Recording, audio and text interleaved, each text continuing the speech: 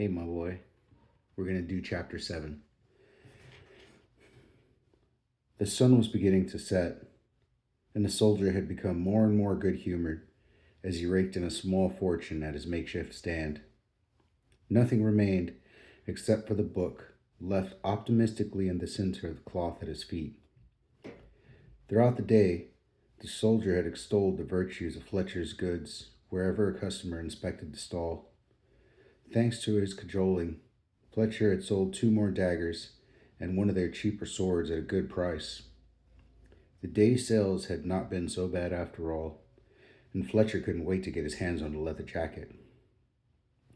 Maybe we can get a drink at the tavern after this and celebrate our good fortune, the soldier suggested, smiling as he walked across the street again. The tavern sounds like a good time. If you'd allow me to make a quick stop first, there is a purchase I have to make, Fletcher replied with a smile, holding a heavy purse up for the soldier to see and jingling it. Is that for the book? The soldier asked half jokingly, but with a hint of hope in his voice. No, though, in all honesty, had I the coin to spare, I would make you an offer for it. There's a jacket I have my heart set on, and I only have just enough. The stall is owned by my master, Burden, so the money we made today will go to him. At the sound of his name, Burden lifted his head from the hoof, grasped between his huge hands, and gave the soldier a respectful nod before returning to his work. My name's Fletcher. What's yours? Fletcher asked, extending his hand. My family name is Rotherham, but my friends call me Rotter, he said, grasping Fletcher's hand with a leathery palm. The grip felt firm and honest to Fletcher. Burden had always told him that you could tell a lot about a man from his handshake. You may go now, Fletcher. You've done well today, Burden called. I'll put away the stall myself. Are you sure? Asked Fletcher, eager to be away from the horses and hear the soldiers' war stories in the warm tavern. Be off with you before I change my mind, Burden said over the hiss of burning hoof. The leather stall was not too far away, yet Fletcher's heart fell as he noticed the jacket he wanted was no longer hanging there. He ran ahead of Rotherham down the street, hoping they had been put away by accident.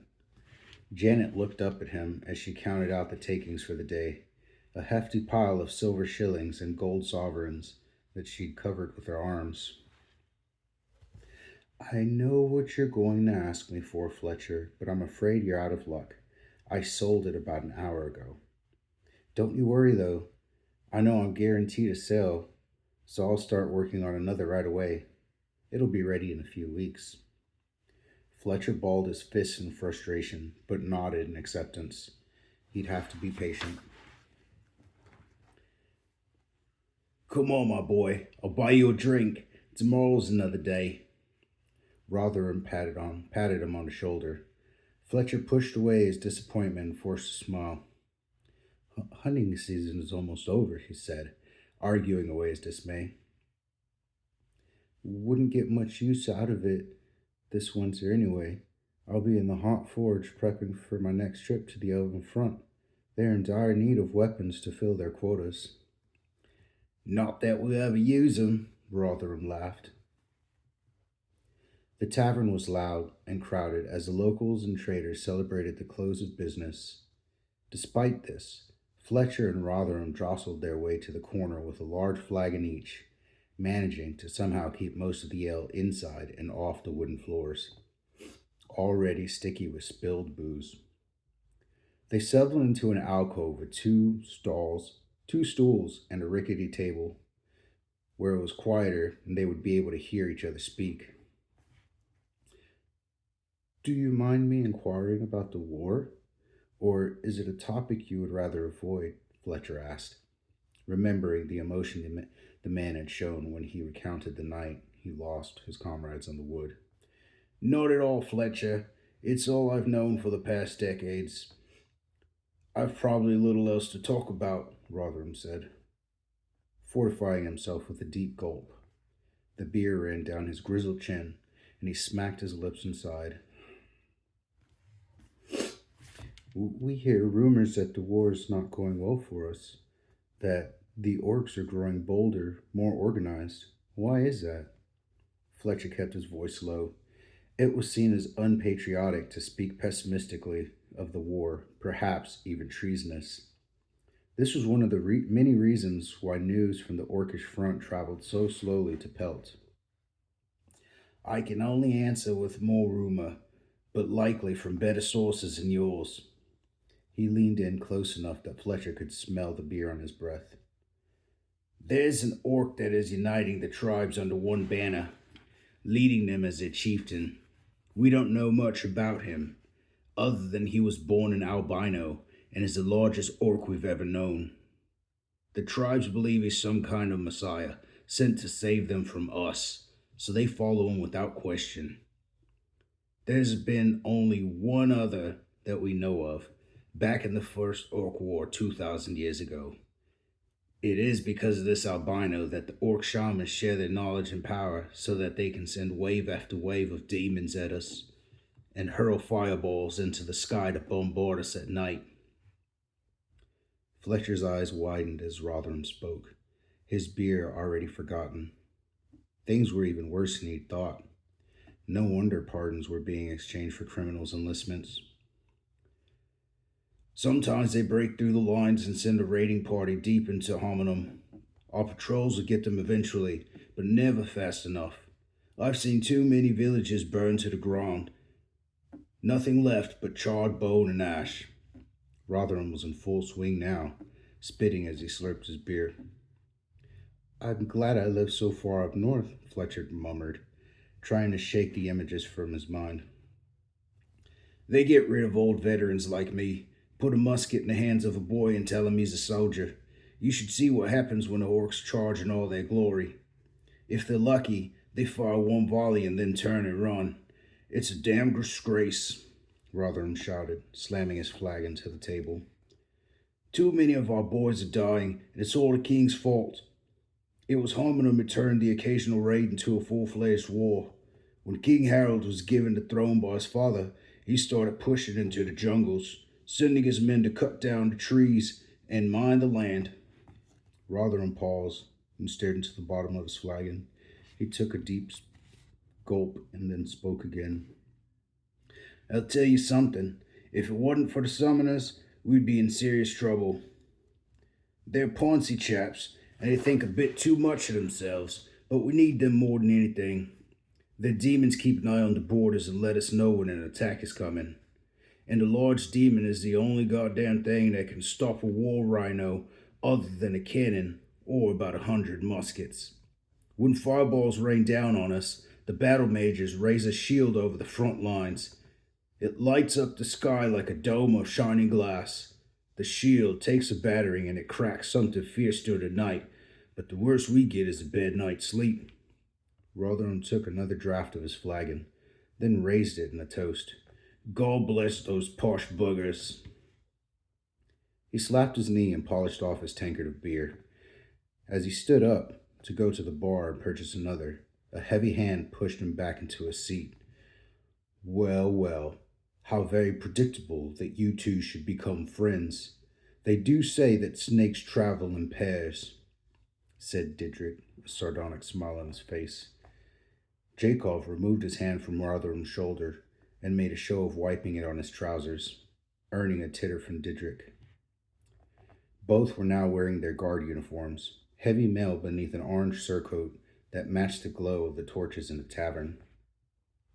I believe there was a purchase we previously arranged. Here are the 4 shillings, as we agreed. More than you deserve, but we must always be charitable to those less fortunate than ourselves. Is that not so, Jakov? Didrik asked, dashing the coins onto the table. Jakov chuckled and nodded his agreement. Fletcher snorted. Jakov was barely felt wealthier than Fletcher, and was as low-born as they came. His face was red from drink, and Fletcher suspected Didrik had been plying him with beer all night to turn him to cause. Not that Jacob had likely needed much persuasion. The man would sell his own mother for a few shillings. Rotherham made no move to collect the coins, instead staring at Didrik until the boy shifted with discomfort. Come on now, a deal's a deal. It's not my fault you're a fraud. You're lucky you aren't in chains and only waited a desertion hearing, Didrik said, as he stepped behind Jacob's bulk. The reality of the situation began to dawn on Fletcher. He gained a new appreciation of Jacob. The guard was a large man, towering over Rotherham by at least a foot, and built almost as heavily as Burden. He had not been hired as a guardsman for his intelligence, that was for sure. Even Didrik was a half head taller than Fletcher, and his flabby body was twice the width of Fletcher's wiry frame. Rotherham continued to stare, unnerving Fletcher as a steel gaze bore into Didrik's pudgy face. The tension in the alcove racked up another couple of notches as Jacob's hand wandered towards his sword hilt. Check his satchel. It's probably in there, Didrik ordered, but his voice showed a hint of uncertainty. As Jacob moved for the bag, Rotherham stood abruptly, startling the pair into stepping back. Fletcher rose with him, his fingers balled into fists. His pulse was racing as he could hear his heart juddering as the adrenaline took hold. He felt a twinge of satisfaction when Didrik's eyebrows shot up in alarm as he squared up to him. If you're going to unsheath that sword, you'd better know how to use it, Rotherham growled, his own hand resting on the hilt of the sword he had purchased from Fletcher. Didrik's face paled at the sight of it. He had seen that the soldier carried no weapons in the market, and had clearly not expected him to be armed now. His eyes darted furtively between Jacob and the old man. In a sword fight, the soldier would have the upper hand. No weapons, he declared, unbuckling his sword and letting it fall to the floor. Jacob soon followed.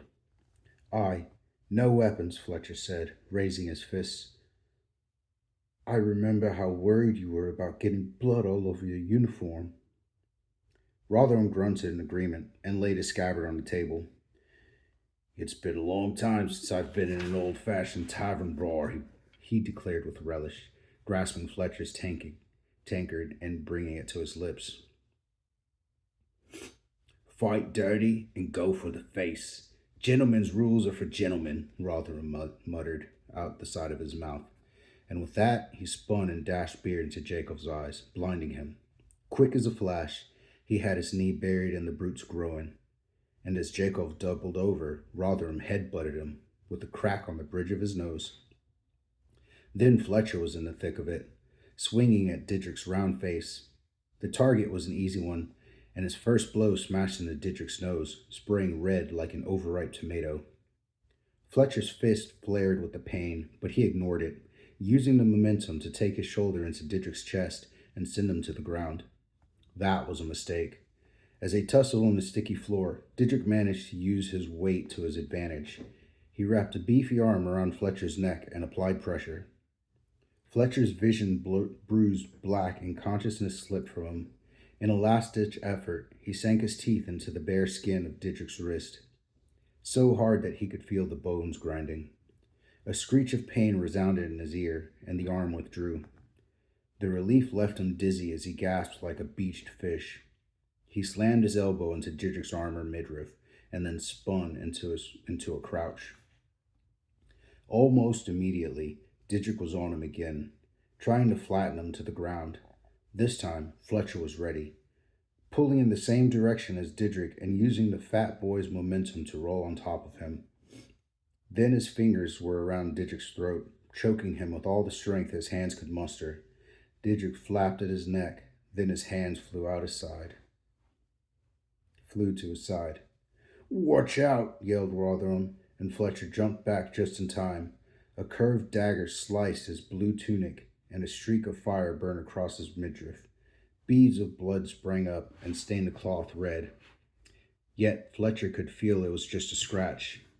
Didrik scrambled to his feet and swiped at him again, but Fletcher had backed away. Then Rotherham was there, his sword held at the base of Didrik's Adam's apple.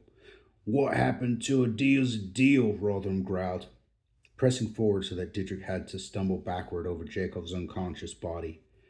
Fletcher realized that the whole tavern was watching them.